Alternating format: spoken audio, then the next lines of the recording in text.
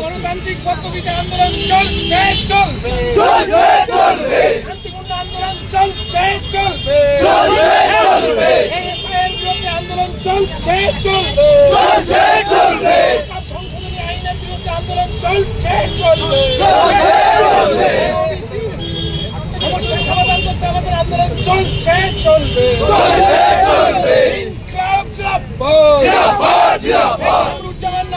রাজপথে পুলিশ তুমি হুঁশিয়ার, সরওয়াররা রাজপথে পুলিশ তুমি হুঁশিয়ার, ইনকলাব জিন্দাবাদ, সংবিধানের স্বার্থে আমাদের লড়াই চলছে, চলবে, নির্বাচনের স্বার্থে আমাদের লড়াই চলছে, চলবে, সাহেবের বিরুদ্ধে আমাদের আন্দোলন চলছে, চলছে, আন্দোলন চলছে,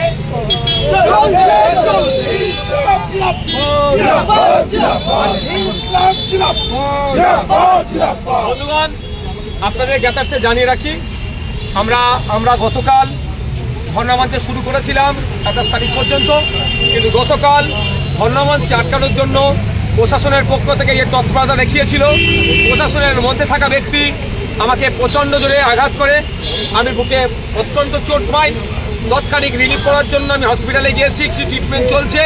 কিন্তু আমাকে এখানে ডাক্তার দেখানোর প্রয়োজন আছে। এবং সাথে সাথে আপনারা জানেন আমাদের কামরুজ্জামান ভাই একজন সিনিয়র মোস্ট লিডার, তিনিও শারীরিকভাবে